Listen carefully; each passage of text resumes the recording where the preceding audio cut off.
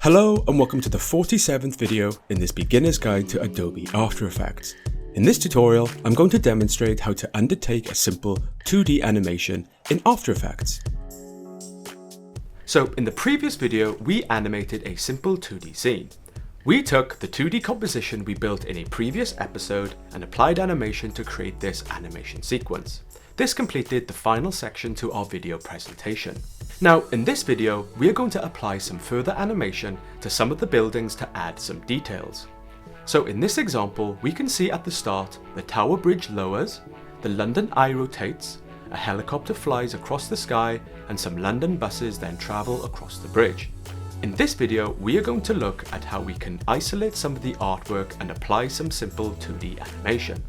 So we are going to finish our video presentation by adding these subtle animation details to the sequence. And this will be the final video in this project where we will complete the video presentation ready to export. So here I am where we left off in the previous episode, where we animated the 2D scene. Now, if you're watching for the first time and wish to follow along, you can find this document in the project folder, which you can download. The link is in the description. The download folder comes with lots of exercise documents we will be using on this course that have been carefully developed to aid your learning experience. The folder also comes with document resources such as videos, graphics, and images you can use to build your first video presentation from scratch later on in this course. To get the full learning experience, I recommend you get the project folder. Download link with instructions is in the description. So with the project folder open, click into the S3 Creative Project folder, then click into folder 47, Simple 2D Animation, and open the Simple 2D Animation document. Now, if you're continuing on from the last episode, make sure you have your document open and ready. So with our document open, let's proceed. So right now, I have the outro composition open where we left off in the previous episode. And if we look down in the timeline panel, we can see all the layers that make up this composition. So I'll click on the timeline at 5 seconds to place my time indicator, and I'll press N on the keyboard to set the end of my workspace area. With that set, I'll press Spacebar to activate preview. So this is what we created in the previous episode. We have the buildings rising up, the clouds fade in and move across the sky, the type appears and the pin drops into place. So what I'm going to do now is isolate some of the buildings and apply some further animation so we can bring the cityscape to life a little more. To do this, I'm going to start with the London Eye. What I'm going to do here is make it so the London Eye wheel rotates around. So back in the outro comp, I'll come down in the timeline and click on the London Eye layer. And I'll zoom into the London Eye building so I can take a closer look. And if that's looking a little pixelated, I'll change the resolution factor to full. So looking in the layers panel, we can see the single layer that is currently the London Eye. With the layer selected, I'll press U and we can reveal the keyframes applied to scale that creates the rising animation. Now, if I toggle down the contents of the layer, we can see there are two parts to this artwork, Group 1 and Group 2.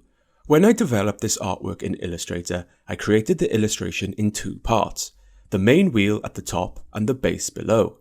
If we select the main layer name, we will see the entire layer is selected, and if I click to select each group, we will see the bounding box select each part of the layer, the bottom base part and the top wheel part.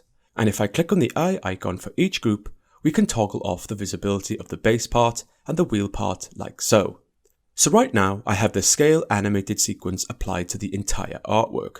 What I need to do now is apply some animation to the wheel part separately. So first I'll select the top group and press enter to rename the layer part, and I'll name this base. I'll select the group below, press enter and rename this to wheel. So now I'm going to add the rotation animation to the wheel. So I'll click on the wheel layer part and click the triangle to toggle down its contents. Now what we can see here are all the paths that make up this artwork part, and there's quite a lot here. Now if I scroll down to the very bottom, we can see some transform options. So on a layer, we have transform options for the entire layer as a whole and transform options for the individual parts of the layer. So I'll click down to reveal the transform option for the wheel part of the layer, and here we can see all the typical animation settings we can apply. So I'll click and drag the time indicator while holding shift to snap to the second keyframe already applied to the entire artwork. Next, I'll come down and click on the stopwatch for rotation to add the first rotation keyframe. Next, I'll drag the time indicator all the way to the end of the comp. Then I'll come and click the diamond shape to add a second keyframe for rotation. With my second keyframe in place, I'll double click the diamond keyframe, and up will pop the rotation properties. So at the top here we have revolutions. So in here I'll click and type 1 and press OK. So now, between the first keyframe and this second keyframe, this wheel is going to rotate once. So I'll double click on the workspace area to set it to the entire duration of the comp. I'll press Alt / to snap the comp to fit the composition panel, and I'll press Spacebar to activate preview. So we have the rotation just right, but right now it looks like it's rotating way too fast. So I'll press Spacebar to stop, and I'll come back and double click on the second rotation keyframe. I'll click back into revolutions and enter 0.5 and click OK. I'll press Spacebar again to activate preview, and again it's still a little too fast. So I'll press Spacebar to stop, and I'll come back and double click on the second rotation keyframe. I'll click back into revolutions and this time enter 0.2 and click OK. I'll press Spacebar to activate preview, and that is looking about the right speed. So I'll press Spacebar to stop, and I'll scroll up in the timeline panel so I can see my selected layer. Then I'll press U on the keyboard to simply reveal the keyframes applied to the layer, and I'll press Spacebar again to activate preview. So that is the first building sorted. The London Eye is looking really nice there, rotating slowly on the cityscape. Now we can move on to the next building. So next I'm going to focus on the Tower Bridge building. What I'm going to do here is make it so the Tower Bridge starts with the bridge up. Then I'll animate it down, and after it lands, I'll have some London buses travel across. So back in the outro comp, I'll come down in the timeline panel and click on the Tower Bridge layer. With it selected, I'll right click on the layer and click Pre-Compose. Upon click, the Pre-Compose window will appear. For this, I'm going to rename the comp Tower Bridge Animation. I'll make sure Adjust Composition Duration to the time span of the selected layers is checked, and I'll make sure Open in New Comp is checked, and I'll click OK. Upon click, we will now open a new tab with just the Tower Bridge artwork inside. So I'll zoom into the Tower Bridge building so I can take a closer look, and if it's looking a little pixelated, I'll make sure the resolution factor is set to full. So why have I created a pre-comp here, when I didn't for the previous London Eye layer? Well, in this instance, we are going to add some artwork to this comp, which we will be doing shortly. Composing it in this comp as opposed to the main comp will enable us to focus just on this part and keep the main composition as streamlined as possible.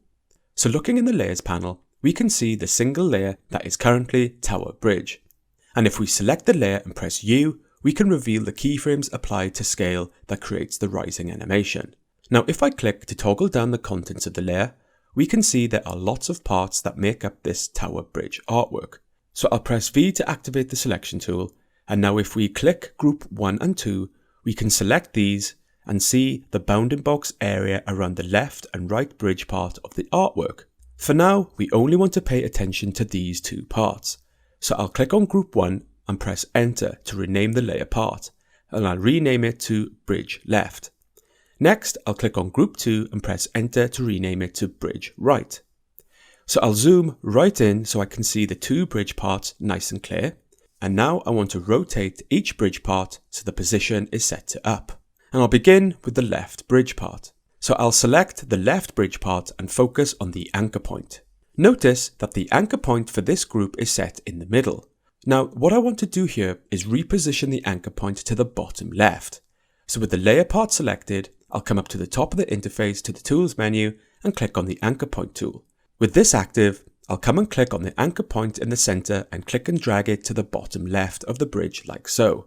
Next, I'll click the right bridge part layer, and with the anchor point tool still active, I'll click on the anchor point in the center and drag it down to the bottom right. Perfect. So I'll click back onto the bridge left part and this time toggle down to reveal the transform options. For rotation, I'll come down and click and drag to -40. Upon drag, we will now see the bridge part rotate up exactly how we want it. Because we placed the anchor point in the bottom left, when we rotate, it will rotate from that point, allowing us to rotate the bridge up from the bottom left like so. So I'll drag my time indicator to 1 second, which is just after the building rises, and I'll click the stopwatch for rotation to add the first rotation keyframe. Next, I'll click on the bridge right part of the layer and I'll do the same. I'll toggle down to reveal the transform settings, and I'll come down and this time click and drag the rotation to +40. Then I'll come and click the stopwatch for rotation to add the first rotation keyframe. Now I'll come up and select the main layer and press U to quickly snap to reveal the keyframes applied to the layer. So now we have the first scale keyframes for the rise part of the animation and our first keyframes for the rotation for the bridge part of the artwork. So next I'll drag my time indicator over to 2 seconds. And for the bridge left part, I'll click into the rotation settings, which is currently set to -40, and here I'll type 0 and press enter. Upon pressing enter, the bridge part will snap back to its original place, and we will see our second keyframe applied. I'll do this again to the bridge right part, click into the rotation setting and type 0 and press enter. Upon pressing enter, the bridge part will snap back to its original place and we will see our second keyframe applied. So I'll click on the timeline at 4 seconds and press N on the keyboard to set the end of the workspace area. And I'll press spacebar to activate preview. So now we can see the animation of the bridge. The building rises up with the bridge open and then the bridge lowers down. Perfect. So I'll press spacebar to stop, and now I need to bring in the London buses. So I'll come over to the project panel and double click into the grey area. And upon click, we will get a browser window. So I'll navigate to the project folder and click into the project assets folder. In there, I'll click into the images folder, then into the AI folder, and I'll click on the vehicles folder and click open. Upon click, we will have a new folder in the project panel. And inside, we will have 2 vector artwork files, London bus and helicopter. Now these are some artwork files I have prepared earlier. So first, I'll click and drag the vehicles folder into the assets folder, then into the images folder, and then into the vectors folder.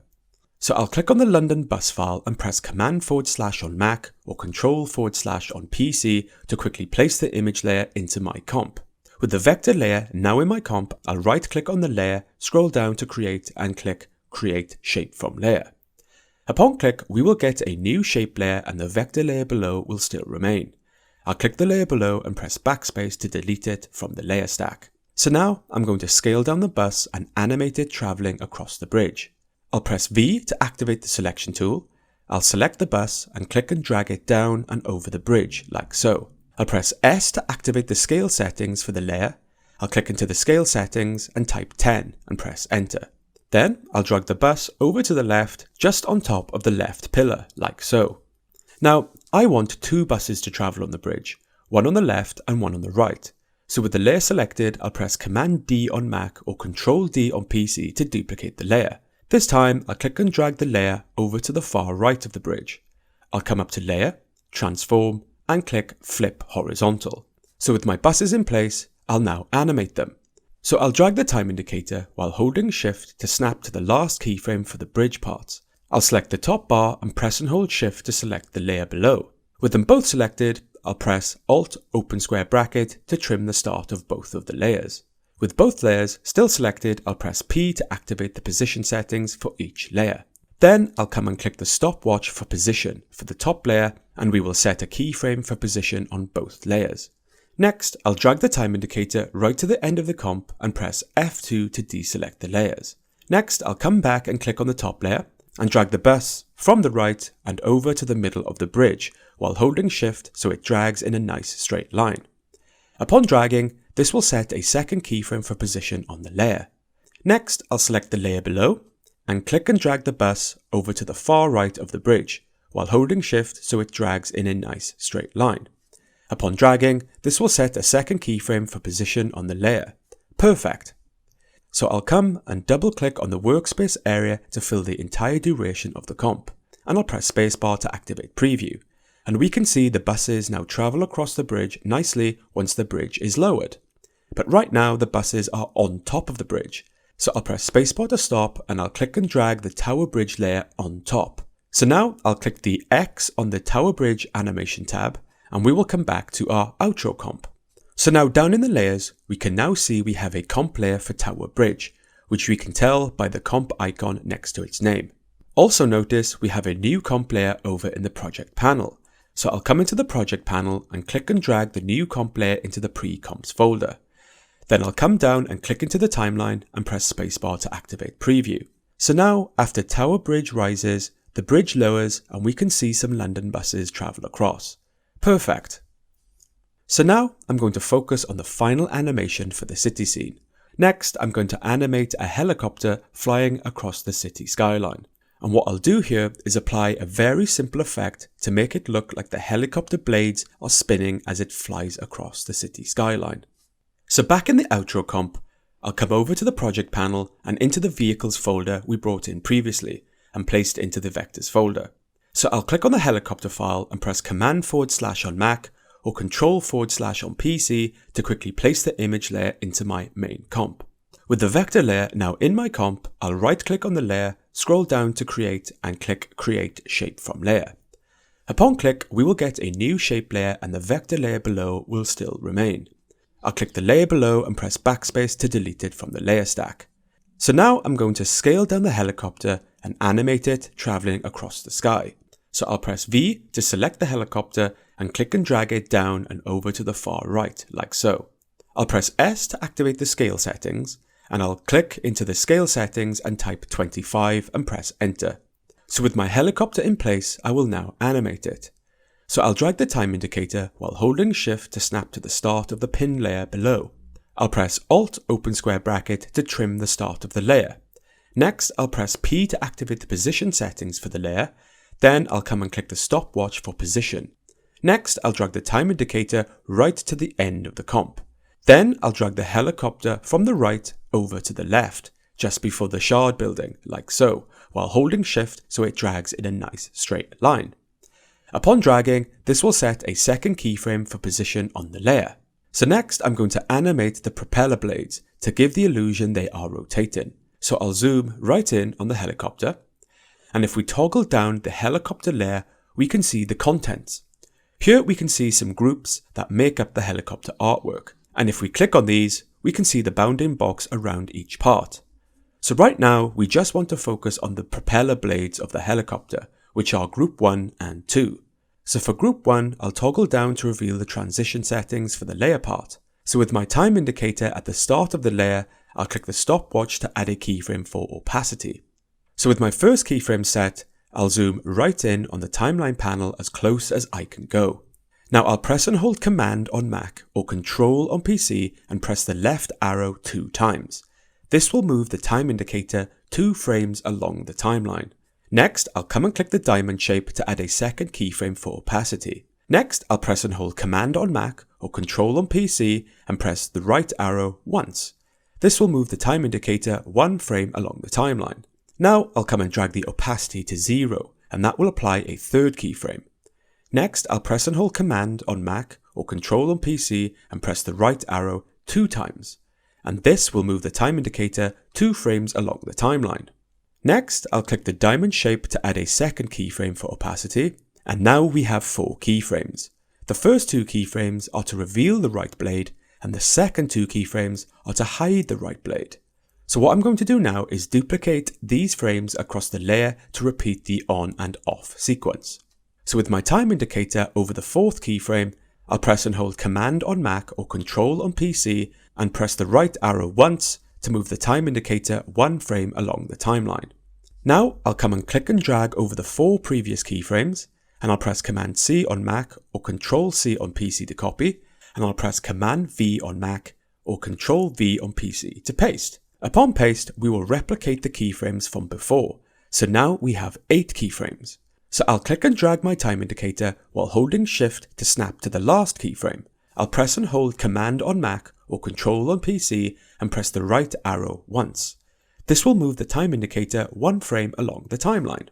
Now I'll come and click and drag over all the previous keyframes and I'll press Command C on Mac or Control C on PC to copy, and I'll press Command V on Mac or Control V on PC to paste. And upon pasting, we will replicate all the keyframes from before. So now it's just a case of repeating this process until these keyframes are replicated across the entire duration of this layer. So I'll come to the last keyframe, I'll press Command on Mac or Control on PC and press the right arrow once. This will move the time indicator 1 frame along the timeline. Then I'll come and click and drag over all the previous keyframes I'll press Command C on Mac or Ctrl C on PC to copy, and I'll press Command V on Mac or Ctrl V on PC to paste. Upon paste, we will replicate all the keyframes from before. So I'll continue to repeat this process until they cover the duration of the layer like so. So once they are across the entire duration of the layer, I'll press Alt / to fit the comp to the composition window. With the workspace area set to the entire duration of the comp, I'll press Spacebar to activate preview. And now we can see the right rotor blade is flicking off and on to give us the illusion of the blades spinning. And I'll press Spacebar to stop. So now, all I need to do is copy the same keyframes onto the left rotor blade. So I'll select all the keyframes for opacity, and I'll press Command C on Mac or Ctrl C on PC to copy. I'll click on the Group 2 part of the layer and toggle down to reveal the transform options. With my time indicator right at the start of the layer, I'll press Command V on Mac or Ctrl V on PC to paste. And this will paste all the keyframes.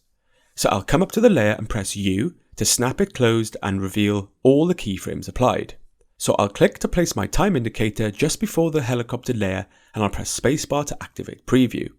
Okay, so the blades are flickering as I want them, but right now it's looking a little bit slow. I'd like them to flicker a bit faster, so I'll press Spacebar to stop. Now, we have applied a lot of keyframes to this layer, and it would be a lot of work to go in and tweak them all. So one handy trick I can do here is use the time stretch feature. So I'll right click on the layer, come up to time, come across and click on time stretch. Upon click, the time stretch window will appear. So in the stretch factor, I'll type in 50 and click OK. Upon click, we will notice the layer bar is now half of what it was. So again, I'll click the time indicator just before the helicopter layer and press Spacebar to activate preview. So the blades are flickering faster, but on this occasion, I'd like them to flicker just a bit faster. So I'll press Spacebar to stop, and I'll right click on the layer, scroll up to time, come across and click on time stretch again. This time, in the stretch factor, I'll type in 30 and click OK. Upon click, we will notice the layer bar shrink again and is now slimmer than what it was.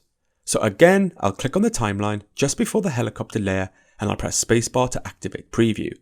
So now the blades are animating just right, but now the helicopter is moving way too fast.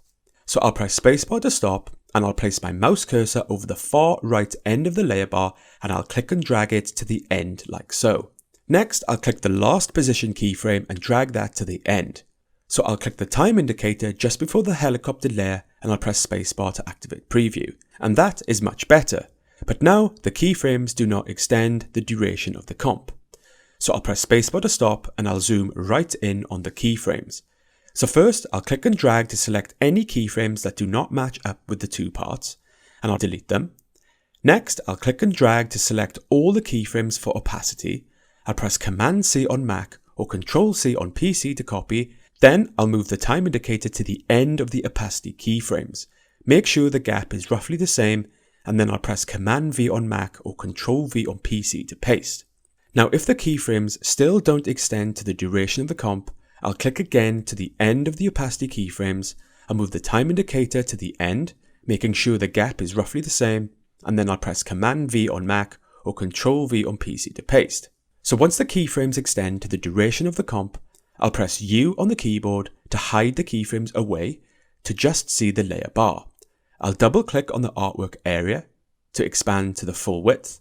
I'll place my time indicator at the start of the comp and I'll press Spacebar to activate preview. And that now completes the full animation sequence for this last section on the video presentation. So I'll click back onto the main comp tab over on the far left of our timeline panel, and now we can see we have all 7 sections complete. So at this point, if you've been following along, I would recommend you save your document. So I'll drag the workspace area over the end of section 7, I'll place my time indicator at the start of the composition, and I'll press Spacebar to activate preview. So right now I don't have the sound on for the background music. In this instance, I have toggled the sound off for the music layer at the bottom. Though if you are following along with the file, you should be able to hear the background music just fine. So over the last 17 episodes, we have built up all the individual elements that make up all 7 sections of this video presentation. We have covered loads of techniques and ways to build a project, manage content, and animate in 2D to create a video presentation like this. So that's it guys. We have finished the video presentation. All the hard work is done, which now brings us to the final video in this section on the course. So once we have finished our video presentation, it is now time to export. In the next and final video, I'll be showing you how to wrap up this project and export it off ready to share. Now, I'll also be giving you some good pointers on where you can go next after this course to continue your learning and build on top of everything we have learned in this course. So see you in the next and final video.